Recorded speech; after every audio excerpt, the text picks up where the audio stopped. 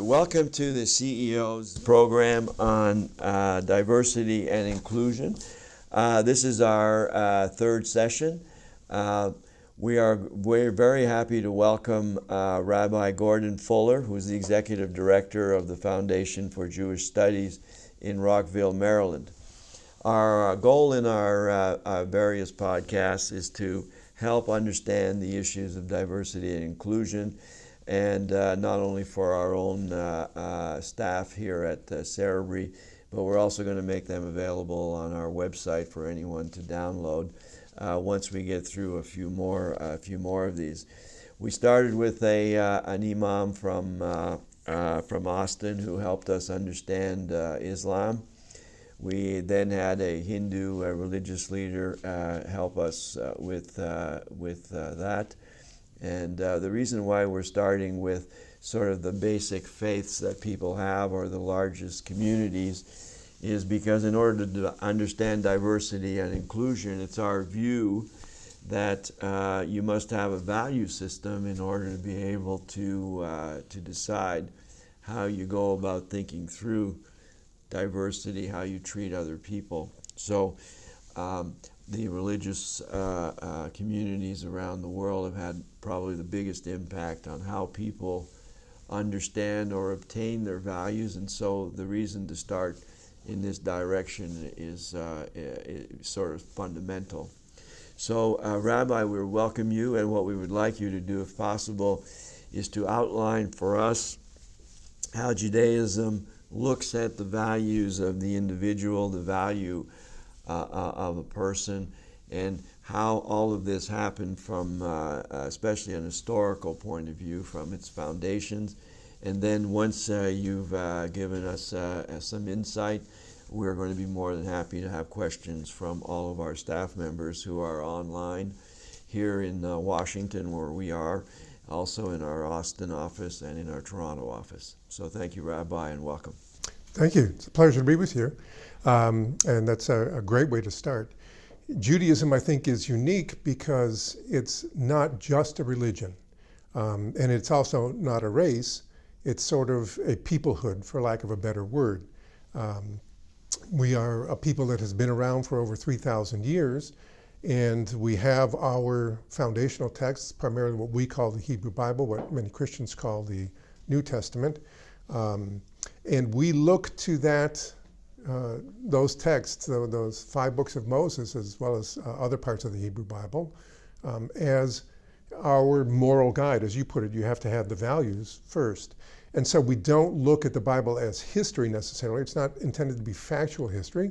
It is intended to be our moral guide and provide us with stories and examples of conflicts of good as well as bad things that we should be following.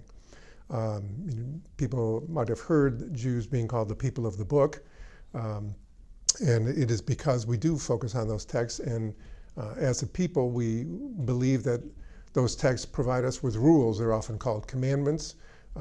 Actually, 10 commandments is really a Christian concept. We as Jews believe that we have 613 commandments that come out of the 5 books of Moses.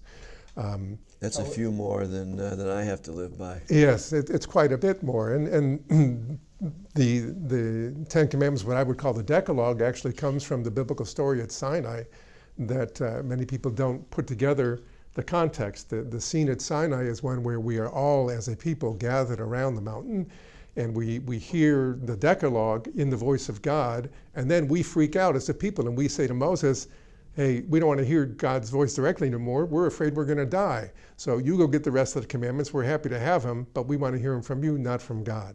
And so right after that episode, it picks up with many more commandments. So that's why the actual Hebrew phrase is the 10 spoken things, rather than just 10 commandments that were intended as being either more important or in other ways differentiated from all the commandments we believe we have.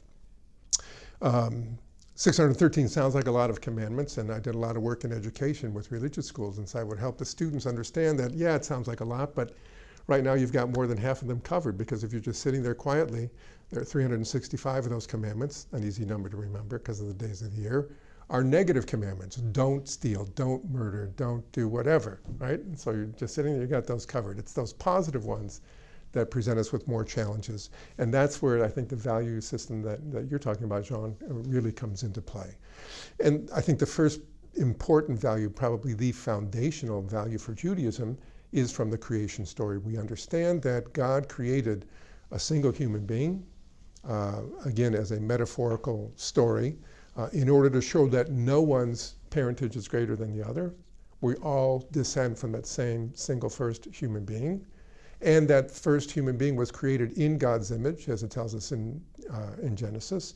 And being created in God's image means that we have some reflection of divinity in each human being. And I think our challenge throughout time, but certainly today, is how do we look at the other and not look at them physically, but look at that reflection of God in their face when we look at them. So that's a really foundational belief. And it also combines with our tremendous emphasis on life. I mentioned all those commandments, and our tradition tells us we can break any of those 613 commandments, except 3, in order to save someone's life.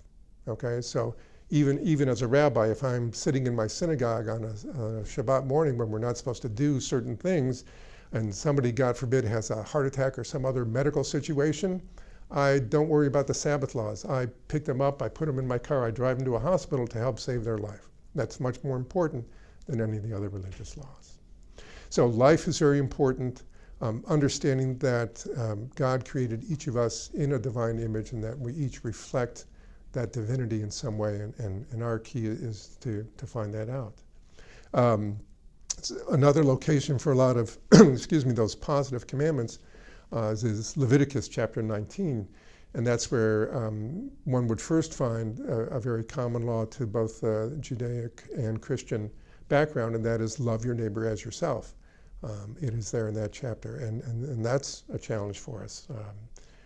We have to understand that we are not special, we're not different than any other human being in that sense. We are all neighbors, fellow human beings in that sense.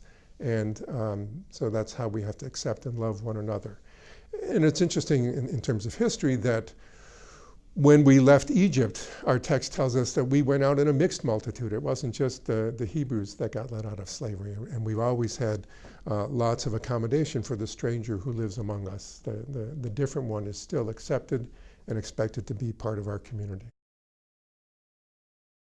How does that translate into the understanding that I have, at least I think I have it, that Jewish people think they're the chosen one. And so if you're the chosen one, but I'm not chosen, how does that lead to the whole issue of diversity, etc.? Excellent question. My response as a liberal rabbi is that we're not... You might explain something, because I don't know if everyone understands what a liberal rabbi, an Orthodox, conservative, etc. You might explain that. Okay. There are movements in Judaism, as you just pointed out. The most common ones are Reform, Conservative, Orthodox, Reconstructionist, maybe it's kind of growing. I'm actually neither of those. I'm sort of what is now referred to as trans-denominational or post-denominational. I don't affiliate with any specific movement. So I use liberal with a small l to mean that I accept what we refer to as biblical criticism theory, which means that those books I referred to before, the 5 books of Moses, the rest of the Hebrew Bible, are actually written by divinely inspired human beings, but written by humans, and therefore subject to interpretation. And even in those texts, there are phrases. A proof text in Deuteronomy says that the Torah is not up in the heavens. Once it's been given to us at that Sinai experience, it's up to us to hold the law and interpret the law in ways that it needs to. You should explain what the Torah is as well, because some people have no understanding of any of these terms. Thank you. The Torah is the first 5 books of the Hebrew Bible, the 5 books of Moses, which are Genesis, Exodus, Leviticus, Numbers, and Deuteronomy. The other books in the Hebrew Bible are the prophets, the major and minor prophets, and then the writings, some of the scrolls, Psalms, different things like that. And so back to the chosen people versus everyone else, how does that reflect itself in sort of looking at people who are different? So I look at it as we are a choosing people. What is it that we choose? We choose to be in a covenantal relationship with God. A covenant is an agreement, a contract, right? So our basic contract as Jews is, you'll be our God and we'll do our best to follow the rules that you set down, because we understand through history and experience as well as their divine inspiration that these are good moral guidelines that should be followed. With the caveat that we can interpret them and change them as we learn more about our world and as they need to become relevant. That's the liberal, small L perspective. And what would be the opposite of liberal? Would that be Orthodox? It would be many of the Orthodox. Orthodox is not monolithic either. There's ultra-Orthodox, there's Hasidic, there's modern Orthodox. There's an even new one that's a little bit more left called open Orthodox. By and large, they see... What accounts for all of the flavors? You know, because I'm Roman Catholic, there aren't very many flavors. It's our way or the highway sort of view. The Pope runs the show, etc. So the number of different flavors of Judaism is something a lot of people don't know. Yeah, yeah. The primary difference is their attitude toward the text. As I explained as a liberal, we believe in biblical criticism theory and that laws can be interpreted. There are laws, the 613 commandments that I referred to earlier, for example, are laws that we can find in the Torah. There are lots of other laws that are not in the Torah. So Judaism has what's called the written law in the 5 books of Moses and the oral law. It's confusing because the oral law eventually got written down. That was basically rabbinic law as opposed to Torah law. And what year is this when you're talking about rabbinical law? The rabbinical law started about the 2nd century BCE. Took about 400 years before it was actually written down, codified. We call that the Mishnah. And then there was a whole period of another 400 years almost of interpretations and discussions about those laws called the Gemara by later rabbis. So that whole body is rabbinic law. And this solidified by what time? By about 400 CE, yeah, what you would call 400 AD. Yeah.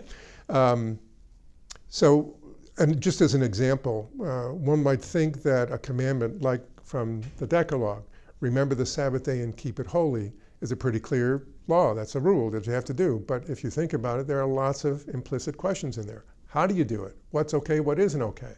That was what required the oral law to come and fill in those kinds of gaps. And those were filled in by rabbis who had their interpretation. Other later rabbis had different interpretations, and so the traditions do change somewhat. And this is where it splinters into you're not allowed to drive a car versus you are, and all of... Correct. Obviously, those are much more modern interpretations because cars didn't exist for more than a couple hundred years, if that's that long. At least we don't think they did. Right. And not right. Not on this planet anyway. So there are other modern ones, and each movement that we spoke of before, Reform, Conservative, Orthodox, have their own rabbinic processes for how decisions can be altered. So one common one that gets talked about these days is the ordination of women as rabbis. Up until very recently, it was unheard of in Orthodoxy, but the new modern Orthodox, open Orthodox, are beginning to ordain a few women. We have, I think, 3 or 4 here in the DC area. The conservative movement adopted it a couple decades prior to that, but not as early as the Reform movement. The Reform movement actually ordained a woman back in Germany in the 19th century, but I believe she was the only one, and it was probably in the late 70s, early 80s that they ordained the first women through their seminary. So that was a legal decision that whenever rabbinic... By legal, what do you mean by the rabbinical...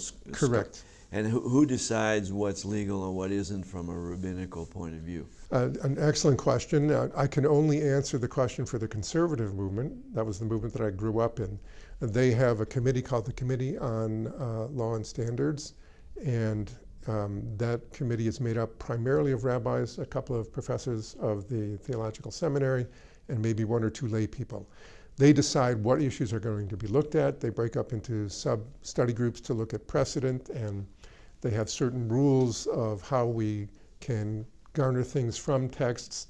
And then they make a recommendation, and the recommendation gets voted on, and then the change is offered to any of the congregations with that movement.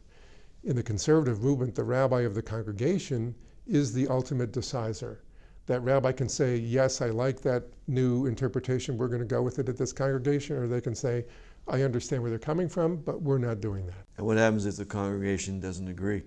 They can change rabbis. Oh, I see. So the rabbi is not necessarily elected, but he's chosen. Correct. Every congregation in this country and probably in the Western Hemisphere is its own 501c3 with its own board who can decide how and when to hire or fire their rabbis and other staff. It sounds like Jewish religious training is excellent training to become a lawyer because you have so many laws to start with. You get inculcated in the concept of legal or a legal point of view early. Yes, and I would say it even the other way, that much of the legal jurisprudence system is actually based on Talmudic thought, and the founding fathers of this country were pretty well versed in the Hebrew Bible as well as some Talmud and understood some of those legal principles when they formed this country. The concept of the natural rights of man in terms of how how all of that got incorporated in the U.S. Constitution, which a lot of people think or look to the Scottish Enlightenment and the English Enlightenment in terms of where all that came from. It has antecedents prior to that, is what you're saying. Yes, I'm not as well versed in all the American historical documents, but I do know that many of the founding fathers did have that sort of background, and I would assume brought it into the discussions. Alexander Hamilton actually went to a Jewish day school in his little island of Nevins out in the Caribbean. Before he went to New York? Yeah. Yeah, so the interesting question is, with all of the diversity in the Judaist thought, with Judaism in general, which is not well known outside of the Jewish community per se, leads you to a lot of diversity questions before you even step outside of that community. That's true, and we have many of those issues within the Jewish community. So how's everyone getting along today in general? Because you have quite a wide range of... Not as good as we used to. No? Why? Well, I think for a lot of the same reasons that we find in this country, that the explosion of the information age and the availability of media to communicate different opinions makes it a lot easier for a lot more minority opinions to be distributed quickly and easily to lots of people. That wasn't true 30 years ago even, and certainly not hundreds of years ago. So you see, are you saying that things are fracturing into more and more different flavors? I don't know that I would say that they're moving more into different denominations of Judaism. I think if we're honest as a people and step back and really look at ourselves, we would find that there's a lot more individualism creeping into Jewish communal thought.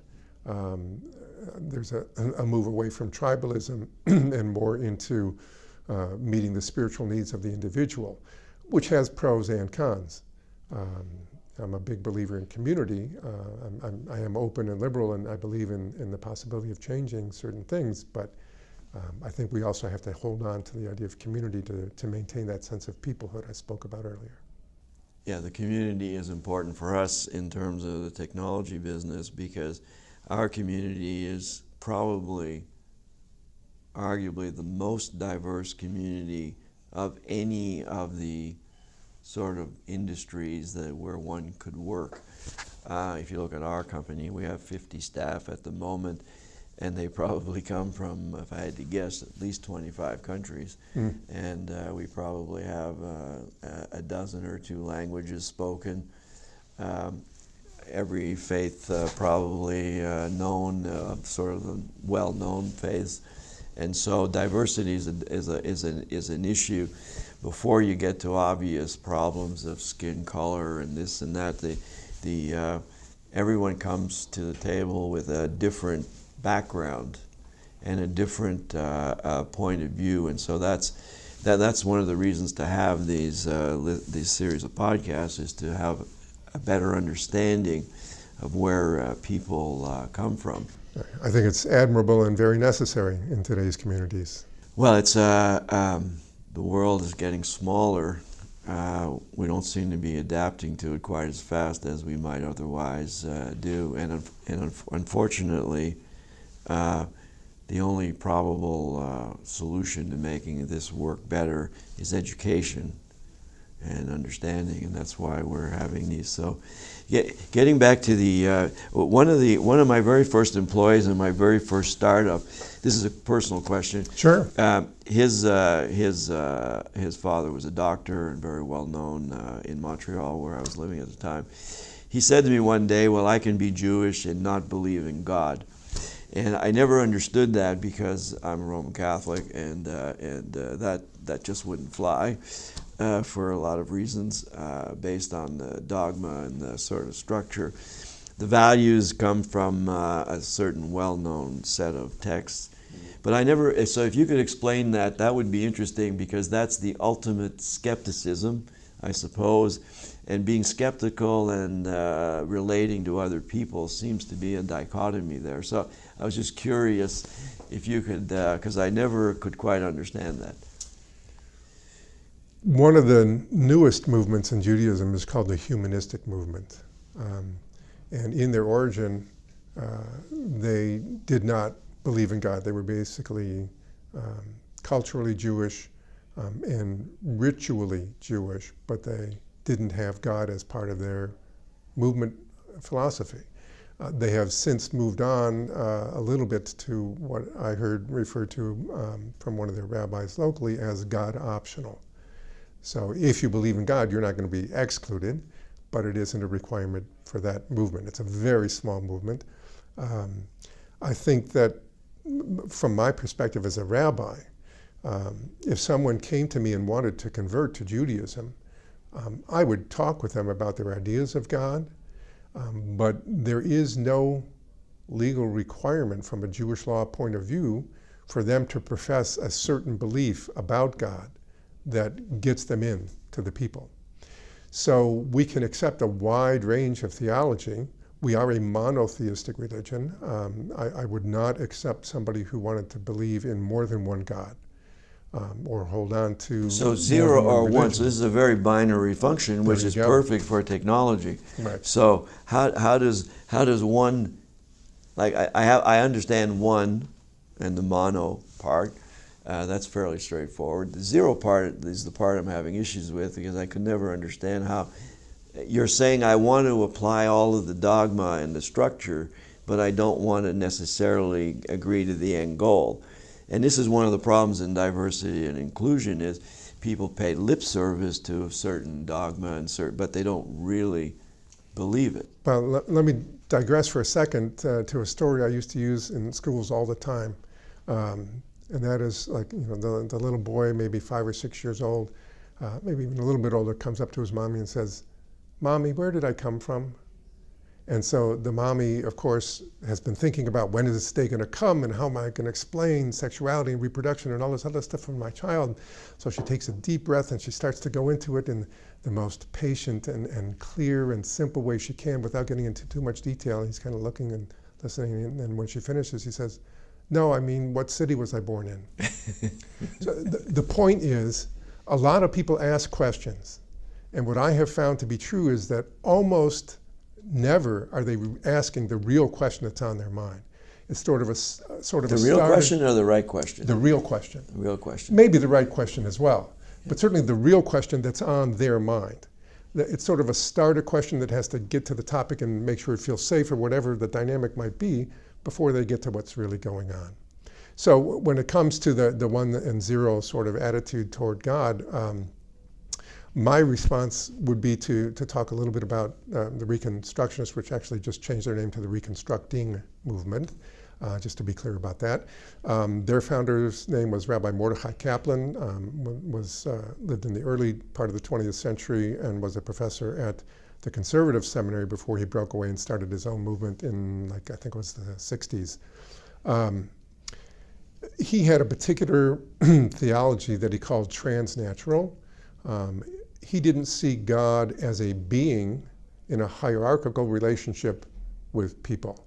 So it wasn't a pyramid where God would be the top of the pyramid and then angels or other heavenly beings and then humans and then the rest of the animals. Instead, he saw God as transnatural, that kind of crossed over all of that.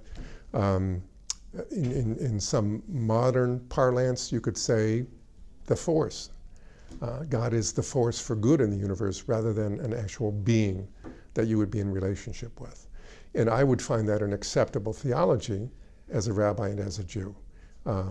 That it's the idea that there is a higher power of some kind. We may not be able to describe it, we may not be able to know it, but we can feel it and we can acknowledge it and we can let it guide our lives in positive ways. That's enough of a theology. I don't know if you or your friend would count that as 0 or as 1, but that's an example of a gray area, perhaps. Well, I was a complete neophyte, and I was just listening to him talking to his father and his mother, and it was just happened I was a bystander in the conversation. I wasn't asking the question, and it just struck me as like, well, that's interesting, because in most normal context, someone who doesn't believe in God, for lack of sort of what that means, you would think that would be an atheist in sort of the common English terms, and so when somebody who's following the dogma of a particular religious thought, to the extent that their family was, it was a bit of a surprise to say, well, that's not what I thought you were. And you sit there, and then of course the obvious question ends up that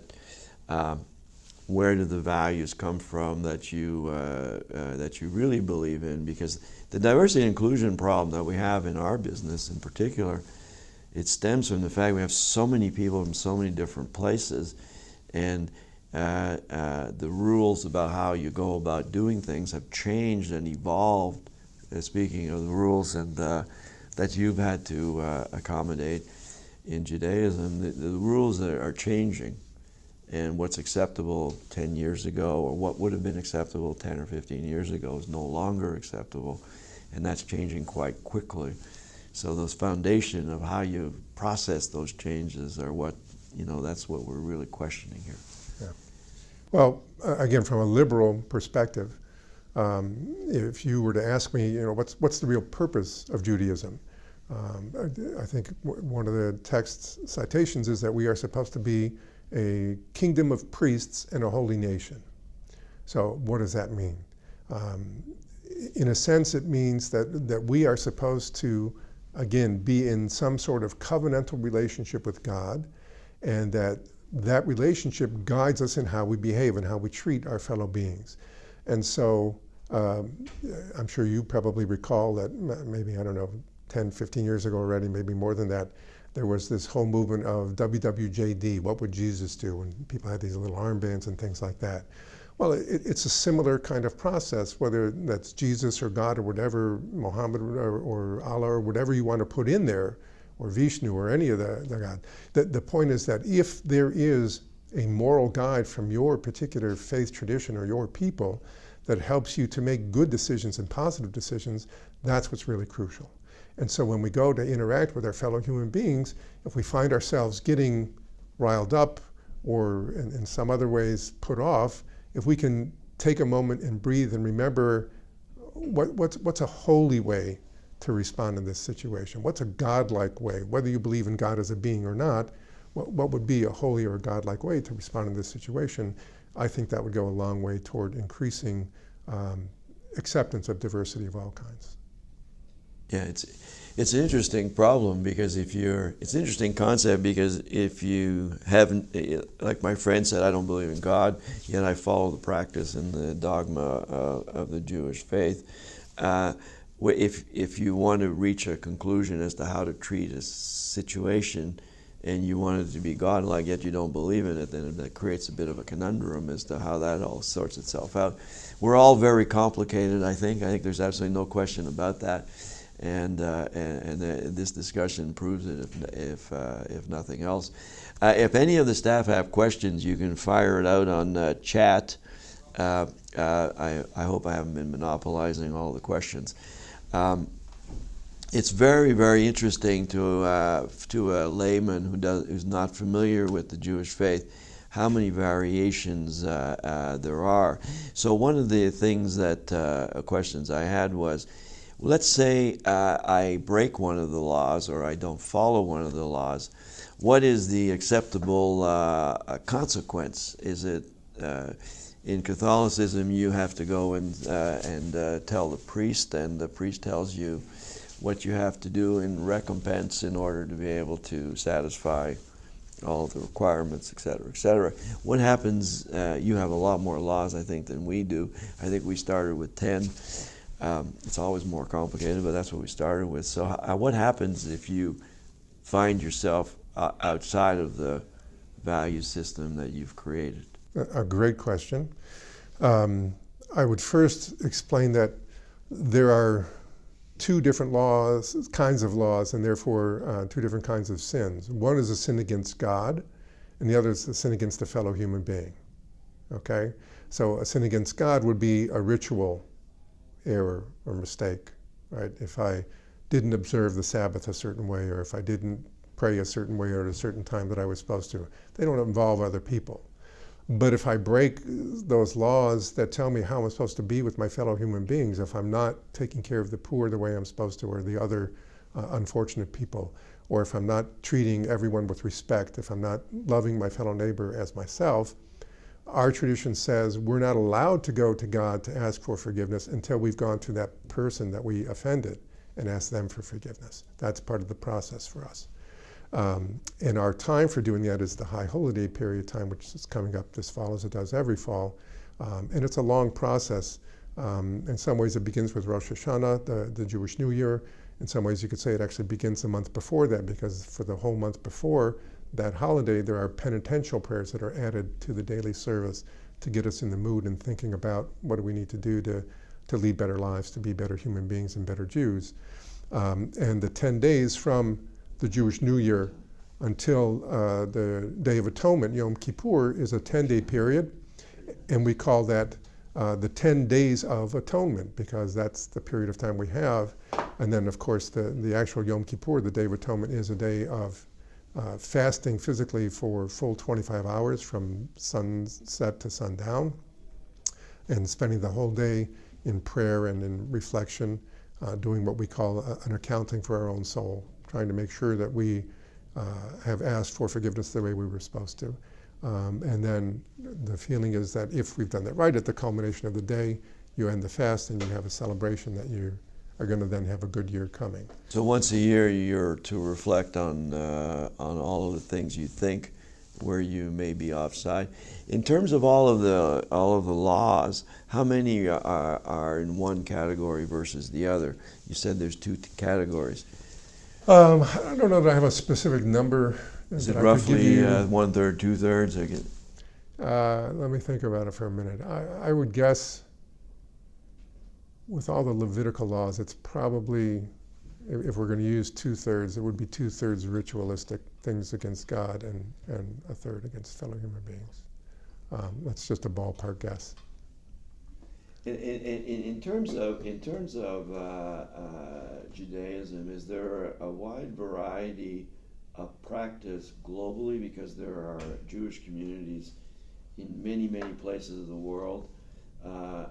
Is there wide variation in how these things are interpreted? Would they be different in the Middle East than they are in the United States or England or Africa? I think that there are certain basics that you would find in any of those places.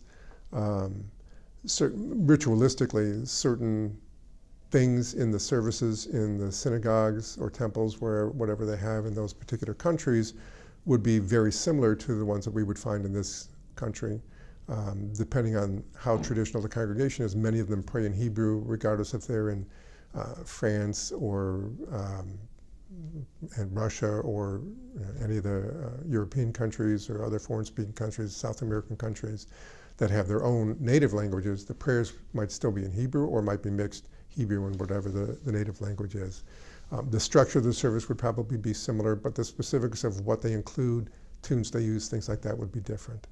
I think for for most Jews who are fairly involved, it would be recognizable wherever they went, but there would also be differences. And so in some ways that's that sense of community, those things that are the same wherever we might go, are very comforting and make us feel a part of a broader community, as small a minority as we are in the world.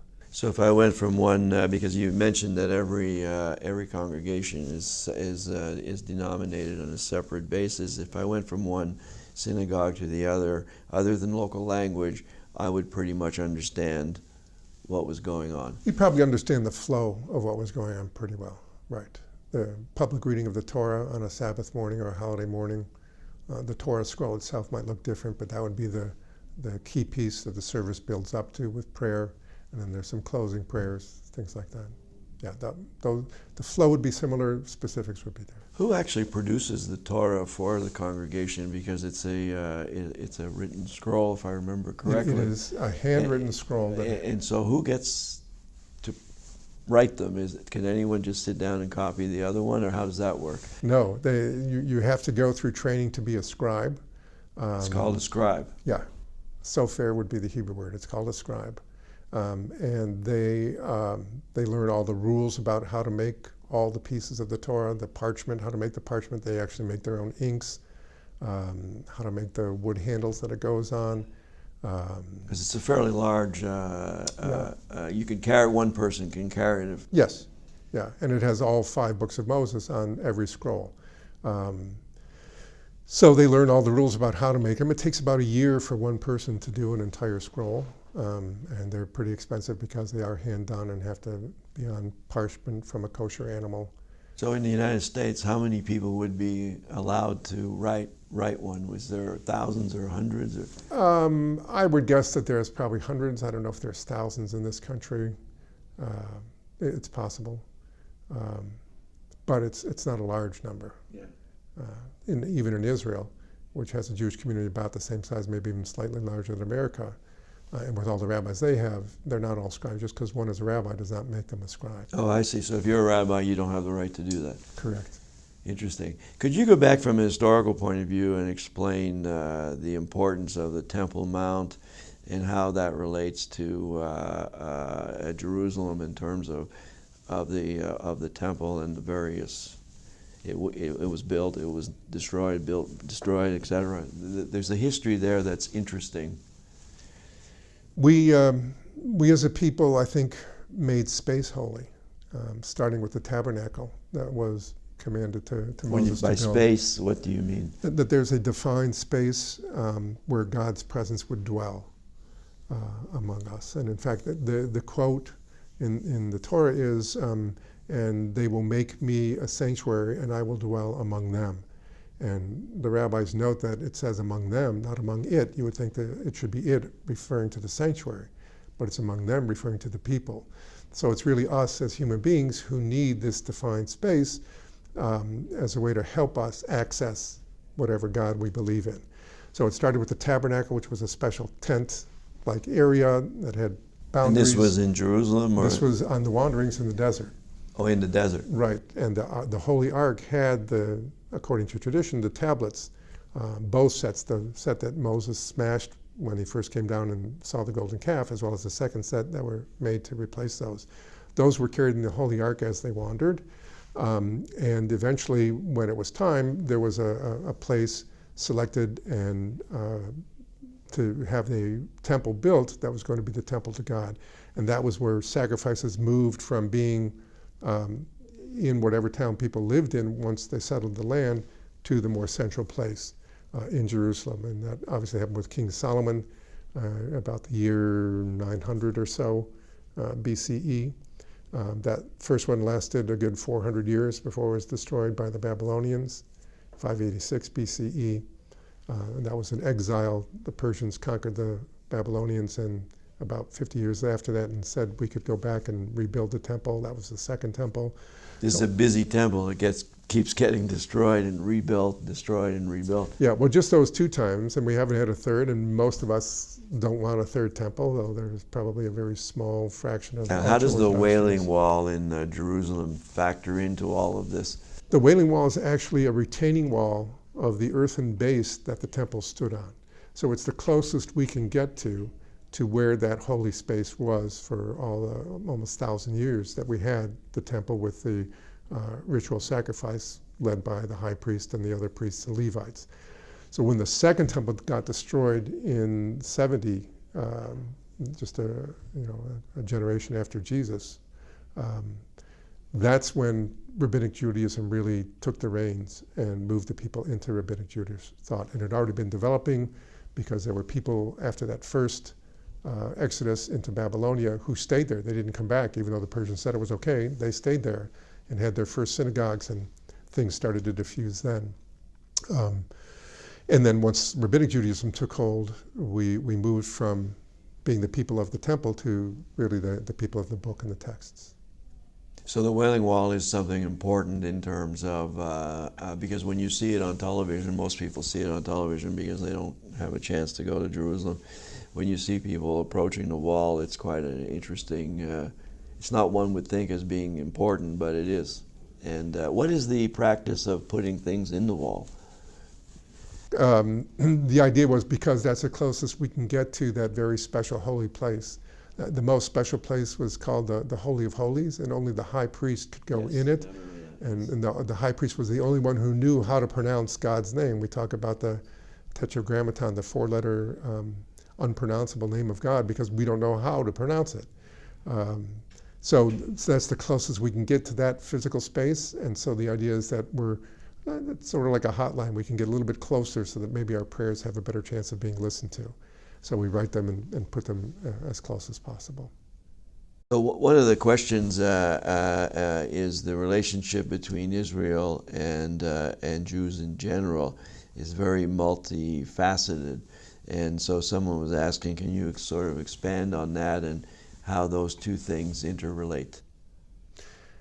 The name Israel was a name that was given to Jacob after the incident in the Torah where he wrestles at night with a being who was probably an angel, but it's never really made clear, right before he meets his long-lost brother that was trying to kill him originally because of the cheating out of the birthright thing.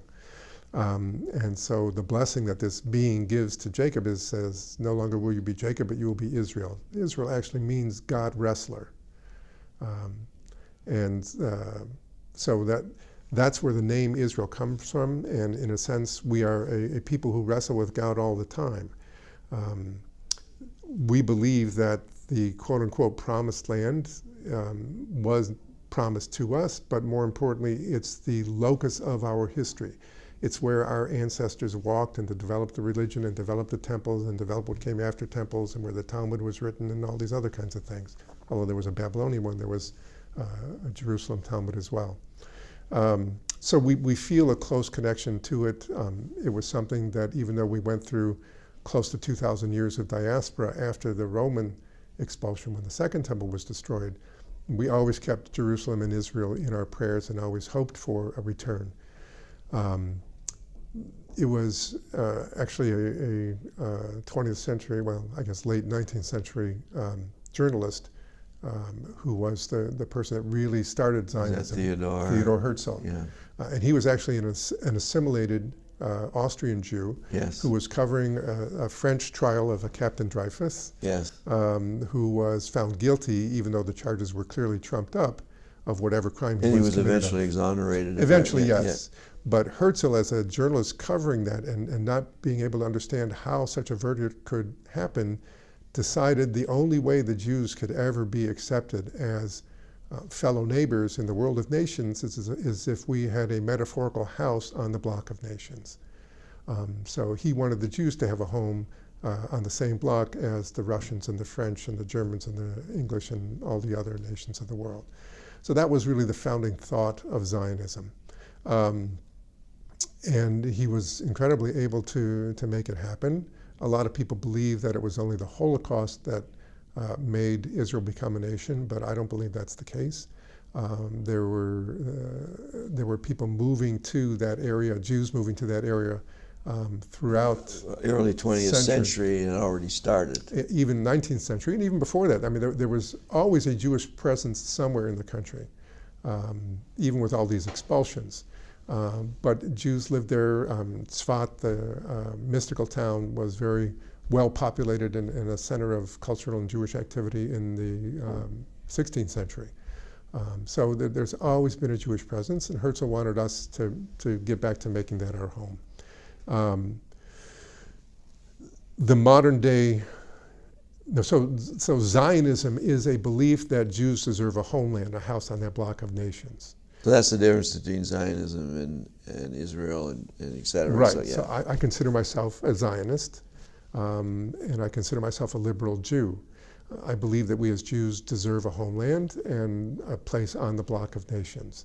I'm very unhappy with the current government, as I have been for quite some time. Is anyone like their government today? That's a different question that you could spend a whole different We're not going to go there. on. That's another problem. Right. The point is that there is a political Israel that really has nothing to do with Zionism. Unfortunately, in some ways, I wish that the current government would look more at Zionist values and maybe would be doing a better job. So that's, I think the schism comes from many Jews who are uncomfortable with the current government and policies in Israel, some of whom have decided to give up on Israel or give up on Zionism. But there are many of us who are still Zionists and believe in the Jewish peoplehood and their right to a home, but don't like what's going on and haven't for quite some time. And there are still others who are very happy with the sort of things that are going on. Unfortunately, right now they're in control in that government. Hopefully that things will change. It's very difficult to have a government in quotation marks and all that stands for and not have controversy, because it's so difficult to govern in a manner that hits 4 standard deviations from the mean and covers most of what people want. I would add the caveat that a democratic government, because obviously in dictatorships they don't have the same constraints or issues. Well, no, the only difference between a dictatorship and a democracy is the dictators don't allow anyone to express their opinion. The opinions are still there. Right, right. But it's the expression of the opinions that cause a lot of the kind of turmoil that I think you're referring to. Yeah, exactly. And that's exactly where we are with the diversity and inclusion in our business.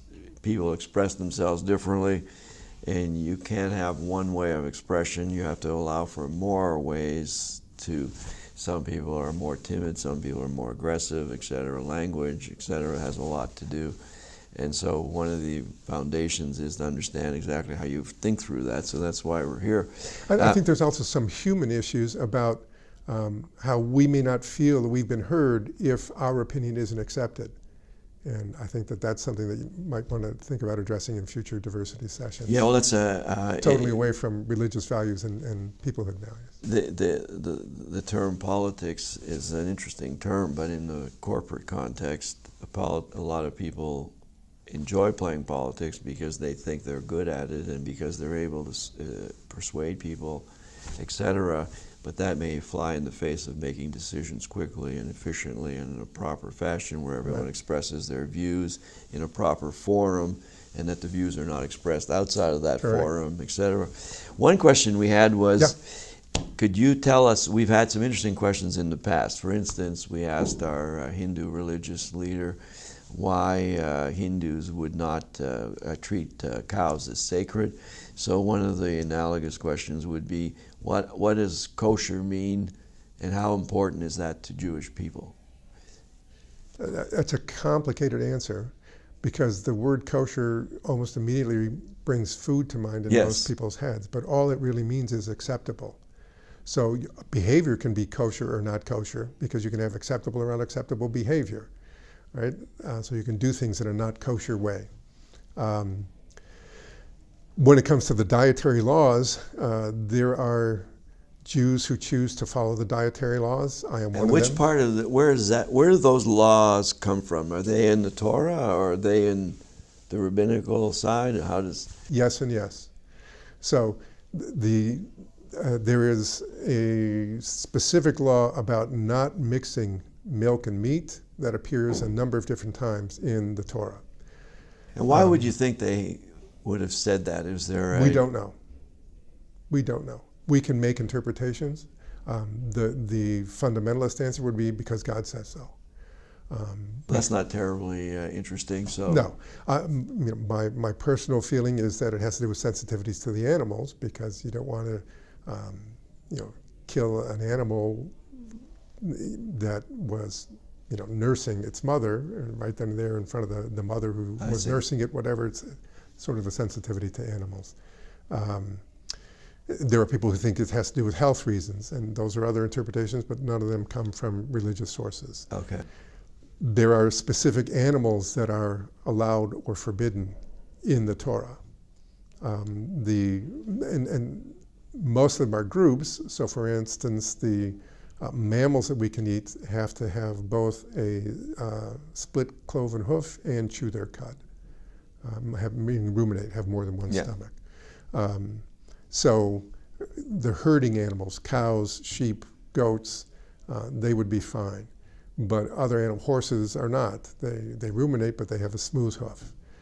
Pigs are the reverse. They have the cloven hoof, but they don't ruminate. So that's a category. With seafood, they have to have fins and scales. So it would have been interesting to be at the table when those decisions were made to try to figure out exactly how they got to those. That's interesting. Well, those came down from on high, according to tradition. Not that I'm not saying exactly. that, but it depends if you're a 1 or a 0. It depends if you're a 1 or a 0. Right, but the rabbinic laws come into play about needing to have separate dishes and silverware for meat and milk, and how much time you have to wait between when you eat one and when you don't eat one. There are laws about we are forbidden from consuming blood ever. So the rabbinic law added the salting and the soaking of meat before it's allowed to be consumed by people. Mostly that's done by butchers and meat processors these days, not by individual homes, but a couple generations ago it was done by individuals in their homes. Is that the reason why people who think if you eat kosher food, the food is probably better for you in terms of how it's prepared? Or? Well, if you believe that blood can speed the decay of meats, then that would apply there, since we're taking extra steps not to consume blood. The pork thing, people always throw out trichinosis, but like I said, they didn't know about that back then, and this was just a rule that the way it came. We can add those interpretations later. And I would say people with lactose intolerance or milk issues, combining fatty foods with milk might make things worse. I don't know, I'm not a doctor, but the intent wasn't health. The intent is respect for animals and respect for humans, and eating in a more holy way than just sitting down and consuming like animals do. Do all of the dietary restrictions have an implication from a sort of macroeconomic point of view? In other words, for me to follow the rules as laid down appropriately, it takes a certain level of income, because one can think of people who have more. If you have to have separate dishes or separate foods, this and that, it just comes to mind that it might be a little bit more expensive than just the daily consumption of food in order to survive, et cetera, et cetera. Well, one response to that would be that before there were Jews, Adam and Noah were not Jews. Abraham was the first Jew, and it's not until Noah that people started eating meat, according to the Bible. So in some ways, they were eating grains. They were vegetarians. Correct. That might even be vegan, isn't it? Might even be vegan, although not necessarily vegan, but still economically, both for the environment as well as for the cost of food, it's probably better if all of us were vegetarian. I don't think in the Garden of Eden they ate fish, no. or before Noah, but I'm not 100% sure. Interesting question. Yeah. My wife is a pescatarian, and so am I. We don't eat meat, but we eat fish. So I was just curious about that. It was a personal question. So can you explain the principles beyond Yom Kippur in terms of the Day of Atonement? Someone was asking that question, and I think you explained it a little bit. These are the high holidays, if I understand it, and so this is where you end up thinking about all the things that you may have done wrong, and you're trying to sort that out so that you can start fresh. Is that sort of the in Catholicism, we go to the priest. We have confession. They call it different things now, and then you're supposed to do your contrition, and hopefully that's going to sort it out. It's a little different concept. Rosh Hashanah is our new year, but we don't celebrate it with champagne and big parties. It is a very introspective kind of holiday. It's celebratory, but it's introspective, and it's the beginning of that 10-day period that I spoke about. We do a confessional throughout the prayers, throughout the day of Yom Kippur, the Day of Atonement, and it's a public confessional on purpose. It's interesting. And by public, what do you mean? We stand up in the synagogue, not our individual sins, but there's lists in the prayer book of the kinds of sins most of us do about gossiping and lying and not being honest in business. The usual, yeah. Right. So we do a public confessional, but as I mentioned in my response earlier, that the rabbinic concept is, in order for us to be forgiven by God for something we did against another person, we have to first go to that other person. So ideally you would do that before Yom Kippur. It's better that you do it, period, than worry about the time constraints, because I think that's going to lead to more peace, better relations with our fellow human beings. Is this the time where you spend a lot of time at the synagogue? Because if you're going to have a public discussion about these things, it's going to take some time, especially if you have a relatively large congregation. Well, yes, and one of the quotes about the Yom Kippur holiday is that we're supposed to afflict our souls, and so clearly the fasting is one piece of that. We're not supposed to have food or water unless it's medically necessary for that. Why do you think fasting is a common sort of thing we've heard about in Islam, and why do you think fasting is part of our ritual? My personal thought is it's a way of trying to deny our physicality and focus on our spirituality. And that's why it's important to do at certain holy times, to get us to be more in a godlike frame of mind, and hopefully past the grumblings of hunger and whatever else we might be suffering. There's a couple of other things on the Day of Atonement. We're supposed to refrain from sexual relations with our partners. We're supposed to not wear jewelry or makeup or things that reflect wealth or class. Yeah, I mean, there's a tradition to wear white, not to wear leather. Leather was a sign of wealth in olden times. So there are other things that go along with that too. But fasting is the major one that most people remember. Yeah, that's the one that seems to cause the most difficulty, especially for Islam, where they have a long fasting period. Right. They are allowed to eat after sundown. Yes. During their month of Ramadan. Oh, you have straight 20. So we do one straight 25 hour. Yeah, that's a long time. Exactly. It's not terrible. What's that? It's not terrible. Yeah, we can all we're all sufficiently robust, I guess. Yeah. So, one person had a question with regards to art and literature, and sort of in terms of the Jewish culture. Is that an important aspect to the Jewish culture? Physical art, literature. There must be literature just in the rabbinical interpretations. There must be vast literature there. Literature certainly is a big part of the Jewish culture. I think we all have to remember that before Gutenberg invented the press, there was not a lot of literature available to a lot of people. It was a much more restricted oral culture. And that's why we had that oral law, which eventually did get written down. So stories, commentaries, homiletic types of metaphor stories, all that literature is very prevalent in Judaism throughout its development. And I think that carried on into modern times with Enlightenment and things like that. Many Jews became very involved in literature and in film and other kinds of storytelling. Art, I think, developed later for Jews because there was, for a long time, a sort of prohibition because of the idea that we don't make graven images. We didn't have a lot of art in synagogues, and so art wasn't really encouraged the same way it was in a lot of other cultures. So most of the art, I think, is much more modern influence, and I would say not without exception, but I would say primarily post-Enlightenment.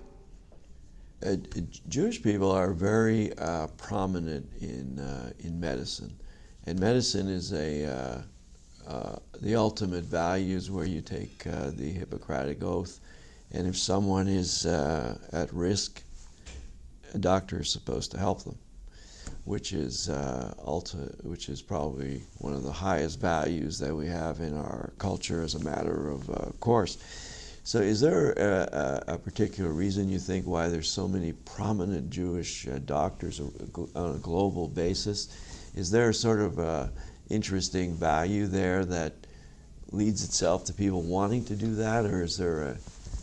I would share two thoughts on that. One is, again, as the people of the book, we were always studying, always learning. So learning has always been important, and becoming a doctor takes a lot of learning. That wasn't scary or intimidating for a lot of our people. Probably more importantly was, throughout those years of diaspora particularly, we weren't allowed to own land anywhere.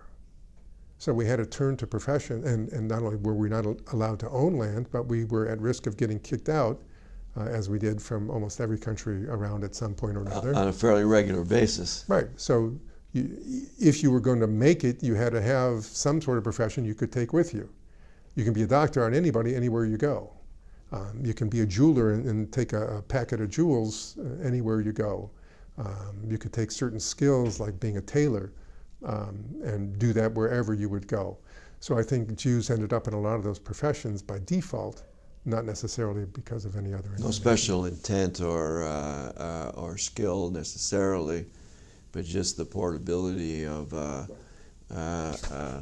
what was available to us at the time that we could take with us. The expression, they can't take my education away from me, is probably the most common way to say that. Well, that's our hour, I think. Thank you very much, Rabbi. I don't think I have any other questions from the staff. That was incredibly informative. And thank you very much for coming in to see us. We're going to put this on the web in short order. We're going to have another couple done before we do that. We're going to speak to a bishop from the Catholic faith next. And then we're going to start into the more traditional view of diversity and inclusion, how we treat people of different colors, of different faiths, etc. And so thank you very much for coming, and we really appreciate it. My pleasure. Thanks for having me. Thank you.